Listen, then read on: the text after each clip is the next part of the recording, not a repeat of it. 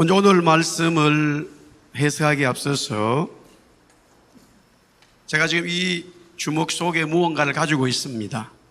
숨겨놨다는 거죠. 근데 그것을 보여줬을 때는 숨겨진 것을 갖다가 비밀이라 그러는데, 계시라는 말과 비밀은 같은 말이지만 조금의 차이가 있고, 또한 계시라는 말과 묵시라는 말은 같지만 또 조금의 차이가 있습니다. 어떤 차이냐? 제가 지금 손 안에 무언가를 숨겼습니다. 여러분들 모르시죠? 안 보이니까 모르죠. 그래서 이런 상태를 숨겨 놓았다, 계시다, 묵시다, 비밀이다, 다 같은 말을 사용할 수 있습니다. 제가 이렇게 보여줬어요. 이게 뭐예요? 뭡니까? 이게 자동차 키입니다. 키예요. 자동차 키가 요새는 많이 발전됐어요. 여러분들은 이렇게 자동차 키네라고 알았죠? 이 상태를 비밀이라고 하는 단어입니다. 그런데 보여줬는데도 불구하고 뭔지를 몰라요. 만약에 이게 한 30년, 50년 전에 제가 이 물건을 보여주면 봤습니다. 보았지요. 여러분들이 보았지만 이게 뭔지를 모를 수 있죠. 그거를 갖다가 성경은 계시라고 말합니다. 그런데 보여질 때에 그 계시를 말로만 하면은 계시적인 말씀이라 그러는데, 그 보여지는 것을 갖다가 다시 그림으로 형상화되면서 미래에 대한 것을 이야기할 때에 그것을 묵시라고 말합니다. 성경은 선지서를 대부분이 다 계시의 말씀이라고 합니다. 그러나 모든 구약의 선지서가 다 묵시의 말씀은 아니고 그 일부들이 묵시가 있습니다. 그 중에 다니엘서에 나타난 말씀들이 묵시가 있고요, 오늘 읽은 에스겔 1장이 또한 묵시적인 계시의 말씀입니다. 요한계시록은 계시의 말씀도 있는가 동시에 묵시적인 계시의 말씀이 많이 들어 있습니다. 성경 전체에서 묵시적인 계시의 말씀이 제일 많은 것이 요한계시록이었습니다. 그래서 학자들은 계시록이라는 말을 쓰기도 하고 또한 묵시라는 말을 쓰기도 하는데, 계시라는 말은 묵시라는 말을 다 포함하기 때문에 요한계시록, 레벨레이션이라는 말을 붙인 것뿐입니다. 그래서 우리가 지금 바울이 갈라디아 교회에 갈라디아를 쓰면서 이렇게 말합니다. 우리 따라하겠습니다. 예수 그리스도의 계시라. 예수 그리스도를 계시라고 말합니다. 하나님께서 예수 그리스도를 하나님의 때에 세상의 모든 사람들이 볼 수 있도록 보내주셨습니다. 그런데 그것을 본과 동시에 모든 사람들이 하나님의 아들 예수님이네 하고 말하지 않습니다. 모든 사람들이 하나님의 아들 예수 그리스도라고 말한다면 그는 예수 그리스도의 비밀이라는 말입니다. 그러나 예수 그리스도의 계시라는 말은 그 예수님을 보는 동시에 요셉의 아들이잖아 라고 말하는 분이 대부분인데, 가끔씩 중간중간에 어떤 사람들이 그 예수님을 보면서 나의 왕, 나의 하나님으로 고백하는 사람이 있습니다. 분명히 예수는 목수의 아들, 요셉의 아들이었습니다. 그런데 그 요셉의 아들을 보고 나의 왕, 나의 주인으로 고백합니다. 하나님의 아들로 고백합니다. 모세가 기록한 그 선지자 중에 선지자라고 고백하는 사람들이 있습니다. 그것을 갖다가 계시가 내 눈에 보여졌다라는 말입니다. 다른 말로 말하면 계시의 말씀이 내 속에서 역사되어지고 이해되어지고 믿어지게 되었다라는 말입니다. 하늘의 보좌의 문이 열렸습니다. 하늘의 보좌의 문이 열렸습니다. 하늘에 열린 문이 있는데 거기에 보니까 보좌가 있습니다. 하늘에 열린 문은 바로, 하늘은 하나님을 말하는 것이고, 열린 문이 되었다는 말은 하나님께서 역사하시고 임재하시고 계신다는 거예요. 우리가 눈에는 계시의 눈이 없을 때는 하늘에 보이는 것은 구름이요, 하늘에 보이는 것은 태양이요, 하늘에 보이는 것은 어느 때는 무지개일 겁니다. 그러나 계시의 눈이 보였었을 때 그 하늘에는 하나님이 계신 것이 보여집니다. 그러면 우리는 눈에 보이는 하늘을 보아야 하나님이 보이느냐? 아니지요. 그 계시의 하늘은 바로 그리스도를 말씀하고 있었습니다.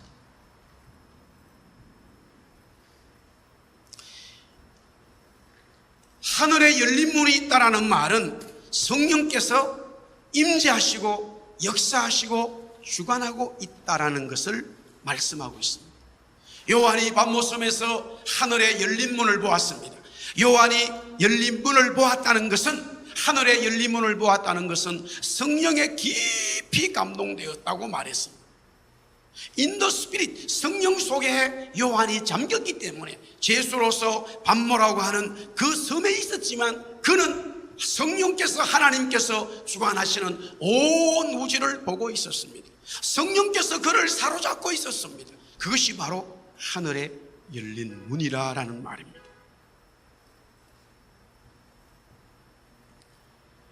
그 하늘에 열린 문에 보니까 보좌가 있는데 그 보좌는 바로 그리스도 주님이, 하나님께서, 주님께서 그곳에 계셨습니다.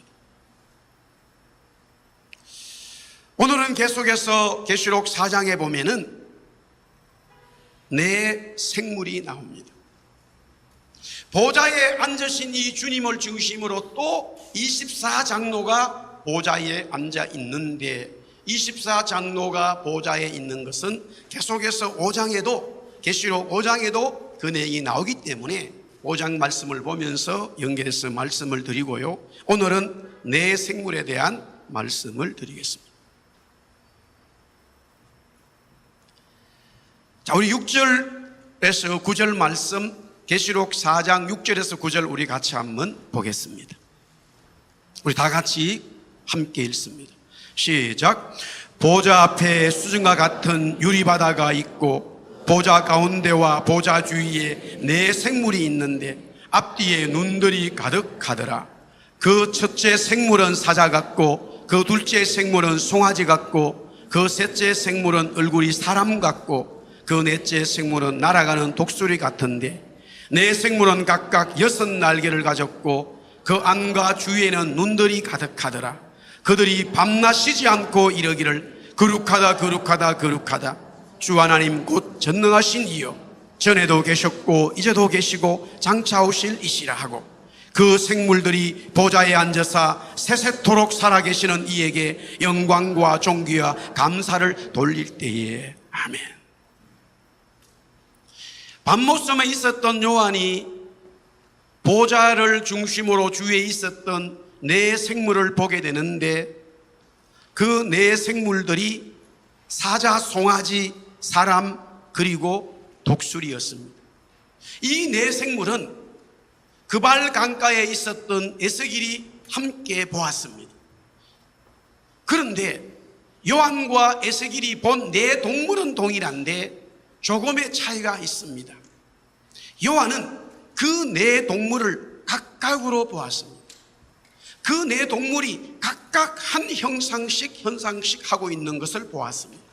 그러나 에스겔은 그발 강가에서 하나님으로부터 환상을 볼 때에 그 네 동물이 한 그룹으로 되어져 있었습니다.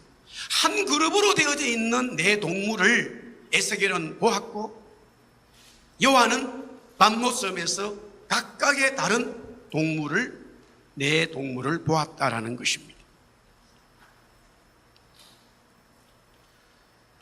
그렇다면 정말로 이 네 동물, 짐승은, 생물은 무엇일까 관심을 가지지 않을 수 없습니다.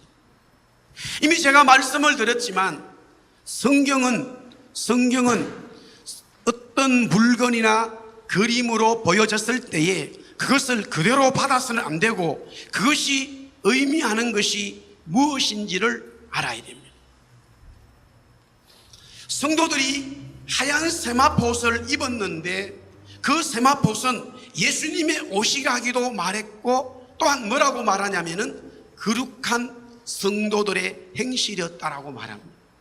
옷이 거룩한 세마포 옷을 입고 있었는데 그 성도들의 옷을 옷이라고 말하지 않고 성도들의 행실이었다라고 말하고 있습니다. 물론 여기서 말하는 성도들의 옳은 행실은 이미 성경 전체 계시록 나중에도 나옵니다마는 성도들이 자기들이 무언가를 위해서 쌓아놓은 자기들의 공을 얘기하는 게 아닙니다. 여기서 말하는 성도들의 행실은 성령께서 함께 하심으로 말미암아 이 세상에서 성도들이 성령의 삶을 살아간 것을 말합니다. 할렐루야. 그것을 갖다가 옷이라고 말한 거예요. 그러니까 옷을 옷으로 받아서는 안 되는 거지요. 마찬가지입니다. 여기에 내 사자, 송아지, 사람, 독수리의 모양을 한 내 생물들을 그 생물들로 받아서는 안 된다는 거예요. 근데 이미 성경은 뭐라고 그러냐면은 그렇게 사자, 송아지, 사람, 독수리 모양으로 그렇게 보여진다라는 것이지 그 내 동물이라고 말하지를 않았어요. 이것은 요한이나 에스겔이나 그 환상을 보면서 묵시적인 하나님으로부터 말씀을 받으면서 이것이 무엇을 의미하는지를 알았어요. 또한 그 당사자들이 그 시간에 그 장소에서 이해를 하지 않을 때에 물었습니다. 하나님, 이것이 무엇을 의미합니까? 라고 물을 때에 하나님은 또 계속해서 말씀하시면서 그 의미를 해석해 주었습니다.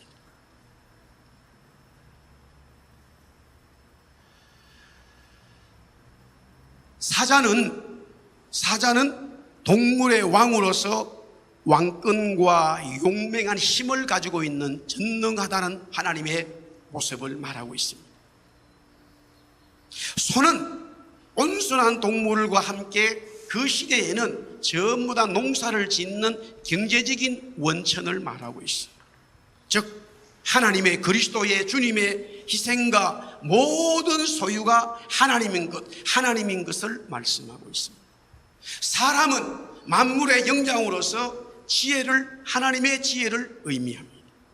독수리는 높이 올라가고 독수리의 날개치는 것이 너무 빠르기 때문에 이것은 성령의 하나님의 존재와 탁월한 이 빠름을 얘기하는 거예요.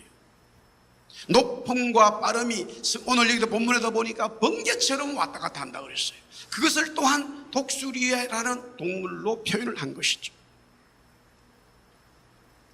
주님은 창조주이신데 그 창조주의 주님을 어떻게 우리 인간이 사람이 이해할 수 있을까라는 관점에서 우리가 이해할 수 있는 동물들의 한 모습, 이 짐승의 한 모습으로 하나님이 그렇게 역사하시는데 거기에 나타났던 자들은 바로 천사들이었습니다.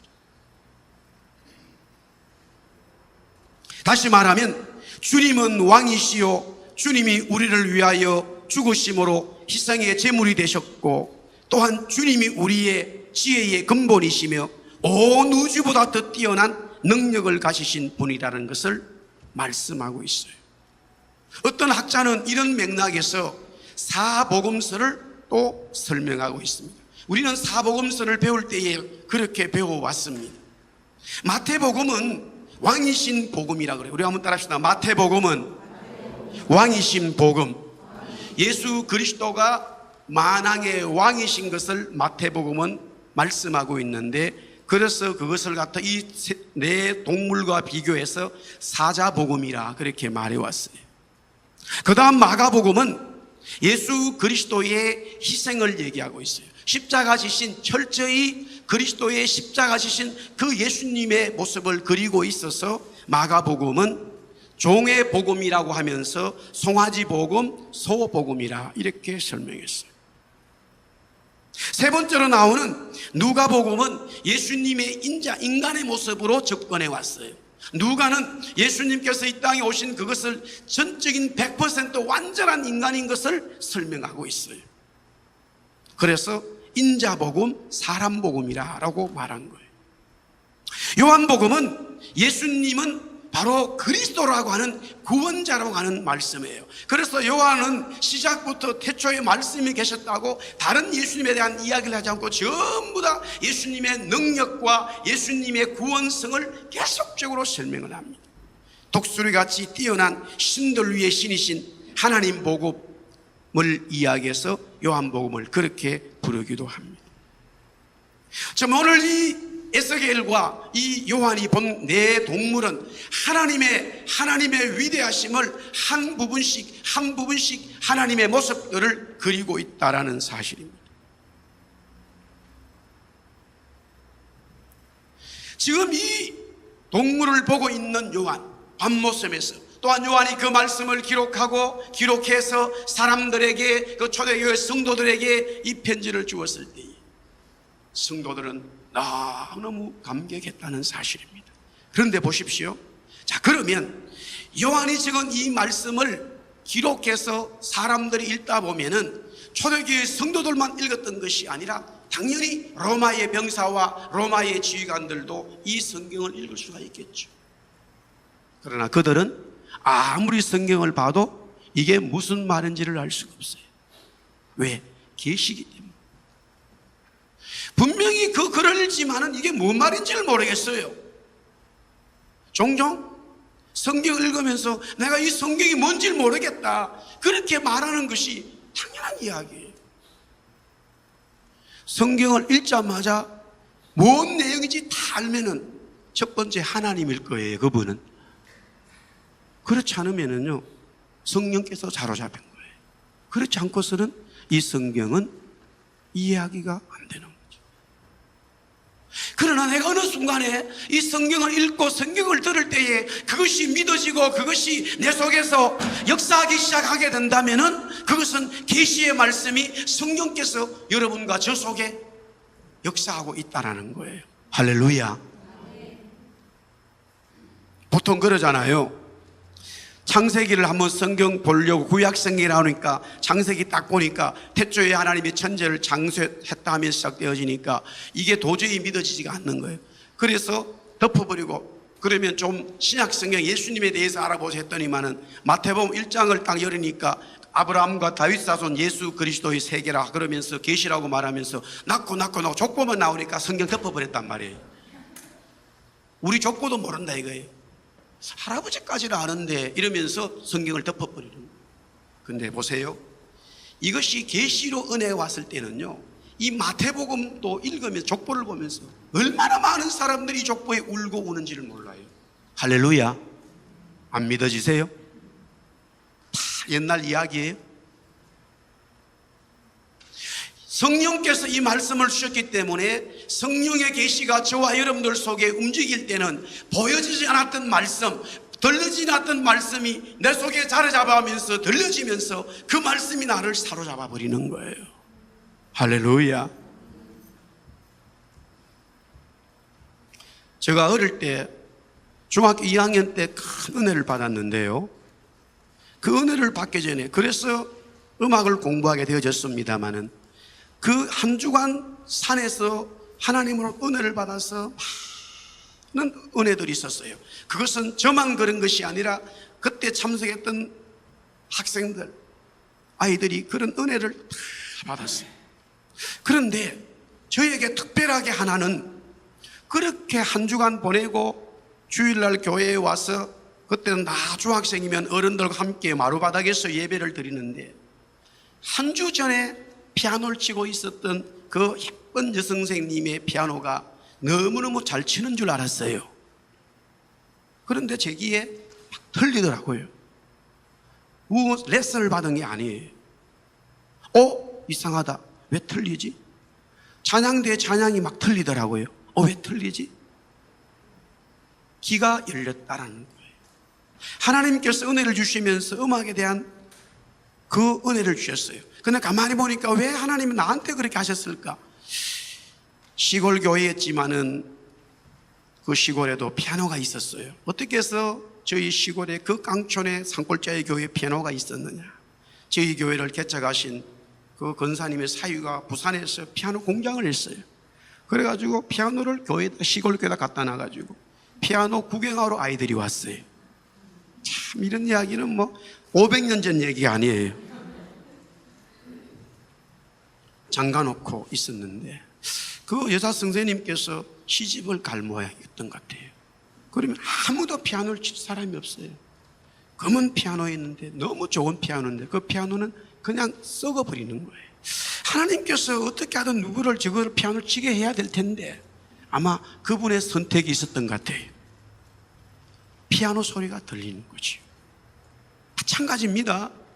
우리가 이 성경이 전혀 들리지 않다가 어느 순간에 성령께서 계시적인 말씀이기 때문에, 성령이 저자기 때문에 이 계시의 말씀을 우리에게 이해시키고 알려주시기 시작하면 그 말씀이 들려지고 그 말씀이 내 속에서 막 힘이 생기고, 믿어지지 않은 것들이 믿어지고, 좌절했던 것이 다시 사라지고, 용기와 비전과 막 은혜가 넘치는 거예요. 할렐루야. 이것은요, 안 믿는 사람들이 자기의 인간의 힘으로 발버둥 가는 거하고는 전혀 다른 거예요. 그렇게 해서도 상당한 정치인이 될 수 있고요, 그렇게 해서도 경제에 상당한 영향을 주는 많은 사람들이 생겨요. 그러나 그것은 그 사람들이 그렇게 했다 하더라도 그 주어진 시간으로 끝나버리지만, 성령께서 주시는 계시의 말씀이 믿어지고 하나님의 말씀이 믿어짐으로 고백되어진 것은 영원하다는 사실을 믿으시기를 바랍니다. 그 은혜는 영원히 가는 거예요.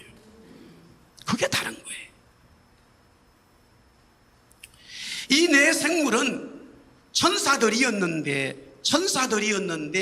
하나님의 모습을 요한과 에스겔, 아니 모든 성도들에게 보여주고 있다라는 말입니다. 그러면서요, 이 네 생물들이 동일하게 있는 것 중에 보면은 앞뒤로 눈들이, 이 동물들이 앞뒤로 눈들이 팍팍이 있다라는 거예요.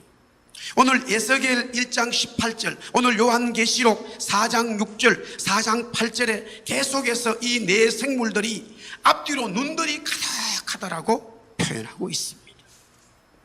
하나님이 모든 것을 보시고 계신다는 것이며, 또한 하나님은 어디든 계신다는 것을 의미하고 있습니다.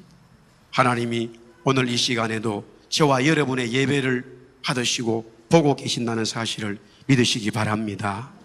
그러나 그 하나님은 우리가 육신의 눈으로는 보이지 않아요. 육신의 눈으로 보이지 않기 때문에 우리는 그 하나님의 존재를 많이 잊어버리게 되는 것이죠. 이스라엘 백성들이 홍해를 건너야 됩니다. 하나님은 그것을 보고 계셨고 홍해를 가르겠다고 하는 하나님의 의도가 있었습니다만은, 그 눈들이 있었다면은 하나님이 그렇게 하시는 것을 보고 있었겠지만, 이스라엘 백성들은 모세 또한, 하나님의 지도자로 선택받은 모세 또한 홍해가 갈라질 것이라고 하는 것을 그 눈을 보지를 못했습니다. 하나님이 보여주셔야만이 보여지는 거예요. 당연히 백성들은 그 앞에서 원망할 수밖에 없고 불평할 수밖에 없죠. 거기에다가 애굽 군대가 이 상황을 알고는 바로와 모든 군사들이 병거를 가지고, 야, 이거 잘 됐구나, 이스라엘 백성들이 어떻게 홍해 바다 앞으로 가지? 그건 죽음인데. 그래서 뒤에서 공격을 하게 되어졌다라는 사실이에요. 진퇴양난입니다. 그때 하나님은 모세 보고, 모세야, 지팡이를 가지고 그 바다를 쳐라라고 말씀했어요. 그것이 오늘 여기에 하나님의 눈입니다. 하나님은 모든 것을 보고 계시고 있었고, 하나님은 바로와 그의 군사들이 이스라엘 백성들을 공격하기 위하여 오고 있는 걸 다 보고 계셨습니다. 하나님은 보고 계시는 거예요. 하나님은 저와 여러분의 모든 삶을 보고 계시는 거예요. 사람은 볼 수 없지만은 하나님은 보고 계시는 거예요. 믿으시면 아멘. 하나님은 보고 계시는 거예요. 하나님은 보고 계신다는 거예요. 하나님은 저와 여러분을 보고 계시고 우리 민족을 보고 계시고 모든 세상의 모든 사람들 하나님은 보고 있다라는 말씀이에요. 요한계시록 계속 1장 14절에, 요한계시록 2장 18절에 뭐라고 얘기하냐면은 그의 눈은 불꽃 같고 라고 그랬어요. 주님의 눈은 불꽃처럼 보고 있다라는 거예요. 여기서는 요한은 주님의 눈이 불이처럼 보였어요. 요한이 또한 이 네 동물들은 앞뒤로 눈들이 꽈득한 것을 보았어요. 하나님께서 무엇이든지 다 보고 계신다는 것을 상징적으로 말씀하고 있다라는 것이죠. 계속해서 이 네 동물은요, 날개가 있더라는 거예요. 요한계시록 오늘 본문 4장 8절에 또 에스겔 1장 6절에 천사들이 날개를 가지고 있다라고 그랬어요. 자, 우리 이사야 6장 2절 말씀을 우리 같이 한번 보겠습니다. 이사야 6장 2절 같이 봅니다.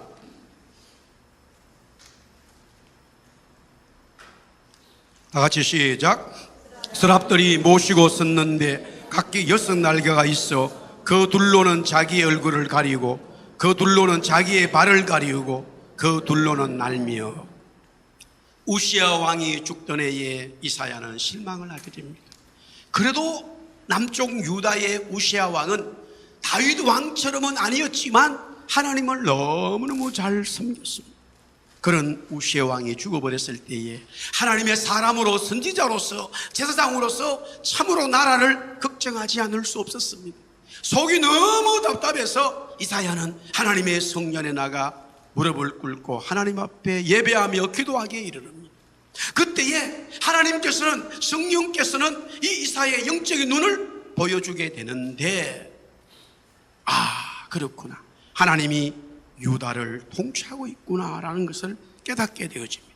그때 이사야는 동일한 하나님의 천사들을 보았다라는 거예요.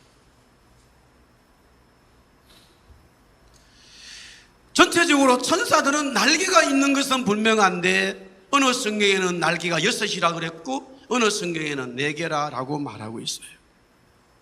제가 말씀드렸죠. 이 생물을 생물로 봐서는 안 된다는 거예요. 분명한 것은 일부의 날개로 자신들의 몸을 가리우면서 나머지 날개로 계속 날고 있어요. 날개라는 것은 날기 위해서 있겠지만은 그것은 일부였고 나머지는 천사들의 얼굴과 발과 이 몸을 가리고 있다라고 나와 있습니다. 여기서 천사들이 자신들의 날개로 자신들의 몸을 가리운 것은 겸손을 말하고 있어요. 겸손을. 그리고 날개짓을 하는 것은 주님이 주신 명령에 계속적으로 자기의 사명을 감당하고 있어요. 겸손하면서 보세요.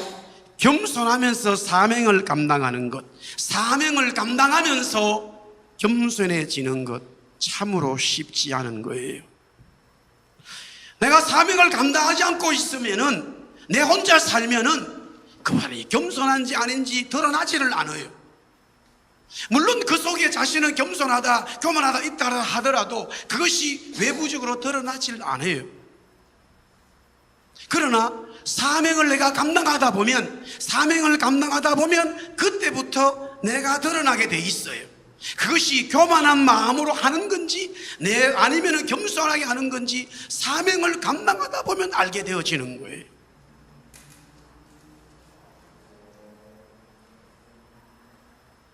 겸손하면서 사명을 감당하고 사명을 감당하면서 겸손해지는 것은 참으로 쉬운 일이 아니에요.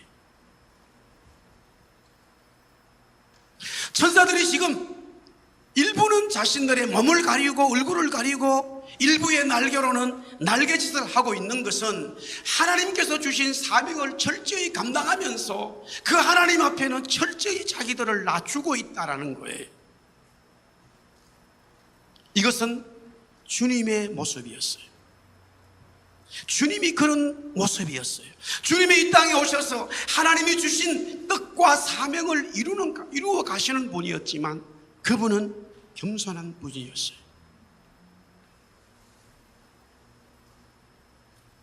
그런데 이 동물들이, 이 천사들이 어떻게 사명을 감당하고 있었느냐라고 오늘 보니까 우리 에스겔 1장 9절 말씀을 우리 한 번 더 보겠습니다.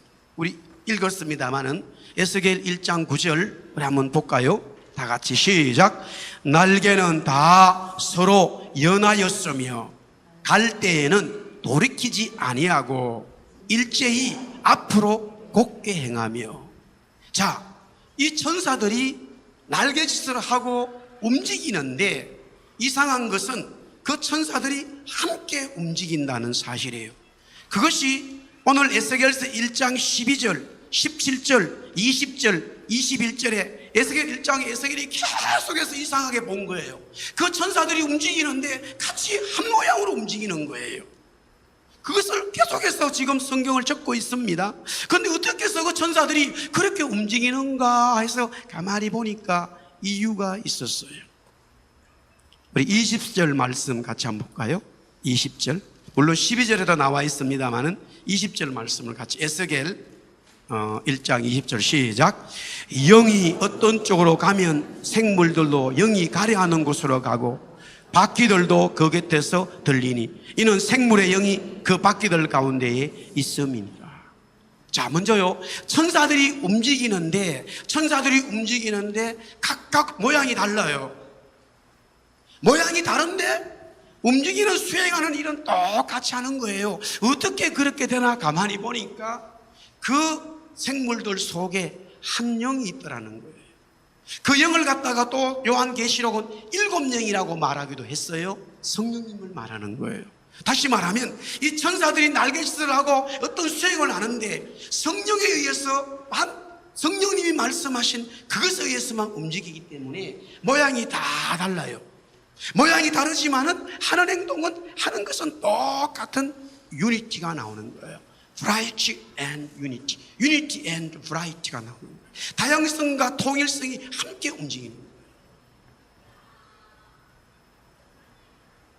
왜 그들이 겸손하게 가면서 계속적으로 자기들의 주어진 일을 수행할 수 있었을까? 그것은 철저히 성령님께서 말씀하신 것에 순종해 가기 때문이었다는 거예요. 여기에 나오는 또 에스겔서의 바퀴는 같은 맥락입니다만은 그 시대에 지금 이 에스겔은 바벨론 제국 시대에 보고 있어요. 또한 요한은 지금 로마 제국 시대에 보고 있어요. 가장 강력한 군대에서 이동수단은 바로 말이었고 그 말을 타고 가려 그러면 말 타는 사람 한 사람은 가겠지만 여러 사람들이 움직이려면 당연히 전차, 말 전차를 만들었어요. 그 바퀴가 굉장했어요. 여러분들 그 영화의 그 배너에 보면은 그 바퀴를 엄청나잖아요. 그거는 이동수단이었어요. 강력한 힘을 상징하면서 아주 빠르게 이동하는데 오늘 성경은 보니까 그것을 바퀴라고 설명했지만은 그 천사들이 이동하는데 번개처럼 왔다 갔다 한다고 그랬어요. 하나님의 역사가 이런 것이죠. 하나님의 역사가 이런 것이죠. 내 생물들은 하나님의 영이신 성령님이 움직이는 대로만 움직이고 있었습니다. 마치 이스라엘 백성들이 가나안으로 가기 위하여 광야의 길을 행할 때에 구름기둥, 불기둥이 멈추면 그들의 행진도 멈추었고 구름기둥, 불기둥이 움직이면 그들은 행진을 했습니다. 구름기둥, 불기둥은 성령님을 상징하지요. 이스라엘 백성들은 성령님의 운행에 따라서 움직였습니다. 이런 여기에 본문에 나와 있는 이 네 생물들은 그와 같은 것을 지금 그 모습을 보여주고 있었습니다. 주님은 이 땅에 오셔서 하나님의 사명을 감당하면서 또한 철저히 겸손하게 그 일을 이루셨는데 그분이 주님께서 그렇게 할 수 있었던 것은 철저히 성령의 인도하심을 받았다라고 성경은 말하고 있습니다. 그렇다면 오늘 이 말씀을 보면서 우리는 어떻게 해야 되는지 자명해졌습니다. 요한은, 에스겔은, 또한 이 말씀을 읽는 이스라엘 백성들은, 그때 초대교회 성도들은 왜 이런 모습을 하나님이 우리에게 보여주실까 하는 것을 바로 깨달았습니다. 지금 로마의 제국에 의해서 그리스도인들이 죽어가고 있습니다. 또한 바벨론 제국에 이스라엘은 희망이 없습니다. 오늘 여기 에스겔에서도 자기가 갇혀있다고 했습니다. 앞날이 캄캄합니다. 어떻게 하나님께서 우리 유다 민족을 이스라엘을 살릴지 아무도 모르는 그런 암울한 시대였습니다. 그럼에도 불구하고 에스겔을 통해서 요한을 통하여 하나님께서 주시는 말씀은 이 세상의 주관자는 바벨론 제국이 아니요 로마 제국이 아니요 하나님인 것을 말씀하셨습니다. 할렐루야. 하나님이 하시면 독수리보다 더 빠른 역사가 일어난다는 거예요. 믿고 기다리라는 거예요. 그 소망을 잃지 말라는 거예요. 할렐루야. 이 말씀을 받는 성도들은 에스겔이 먼저 그 말씀을 받으면서 동료들에게 이야기하고 그 말씀을 기록했을 때 그들은 바벨론 제국 속에 있었지만 감격했어요. 또한 요한이 밤모섬에서 이 말씀을 받으면서 기록하고 또 그 말씀을 읽는 자들은 감격했어요. 하나님을 찬양했어요.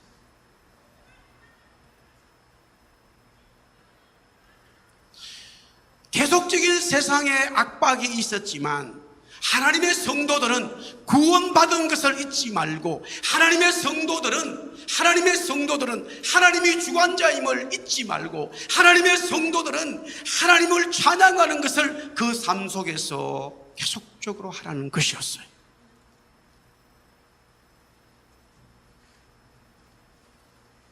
그러니 당연히 이 천사들은 천사들이 하는 일이 뭐냐? 하나님을 찬양하는 것이라. 오늘 성경은 4장 8절에서부터 9절에 나와 있었어요. 그 보니까 오늘 요한계시록 본문에 보면은 밤낮 쉬지 않고 표현적으로 그렇습니다. 그 천사들이 이 네 생물들이 그들이 8절에 보니까 밤낮 쉬지 않고, 밤낮 쉬지 않다는 것은 시간 개념이 없다는 거예요. 영혼 세계에서는 시간이 없다는 거예요. 그리고 하나님만 찬양하는 그 삶으로 완전히 되어져 있다라는 표현이죠. 그런데 그들이 하나님을 어떻게 찬양하고 있었는가 보니까 9절 말씀에 영광과 존귀와 감사를 돌려. 우리 한번 따라합시다. 영광과 존귀와 감사를 주님께 돌립니다. 할렐루야. 밤낮 쉬지 않고 주님께 영광과 존귀와 감사를 돌리고 있더라 이거예요. 지금 초대교회 성도들은 너무너무 핍박으로 치닫고 있었습니다마는 그럼에도 불구하고 주님께 존귀와 감사와 영광을 돌려야 한다는 거예요. 그것을 스탑해서는 안 된다는 거예요. 그것을 그만둬서는 안 된다는 거예요. 우리의 삶도 마찬가지죠.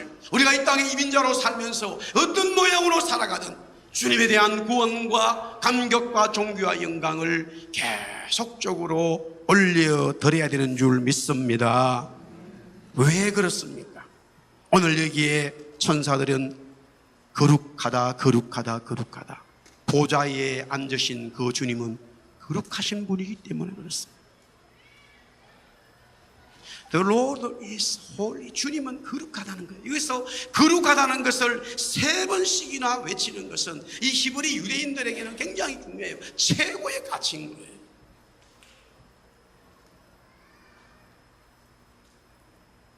주님이 왜 천사들로부터 그런 존귀와 영광을 받고 있느냐? 거룩하신 분이기 때문에. 그뿐만이 아니라 계속해서 성경은 말합니다.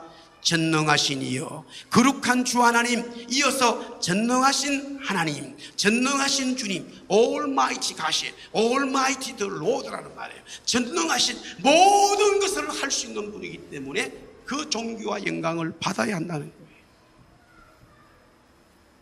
마지막으로 그 생물들이 영광과 존귀와 감사를 주님께 돌린 것은 오늘 여기 보니까 전에도 계셨고 이도 계시고 장차 오시리시라. 그것은 바로 9절에 세세토록 살아계신 분이다. 주님은 영원히 살아계신 분이라는 사실이에요. 할렐루야. 사랑하는 성도 여러분, 요한이 밤모섬에서 본 주님, 그 주님의 주위의 생물들이 찬양하는 것, 그것은 바로 요한의 삶이 되어야 됐고 또한 성도들의 삶이 되어야 된다는 것을 직감적으로 깨달았어요. 그렇다면 우리 또한 영원하신 그 주님을 찬송하고 전능하신 하나님을 찬송하고 거룩하신 주님 앞에 엎드려 그분께 영광을 돌리는 하나님의 성도들이 되어야 되지 않겠습니까? 아멘.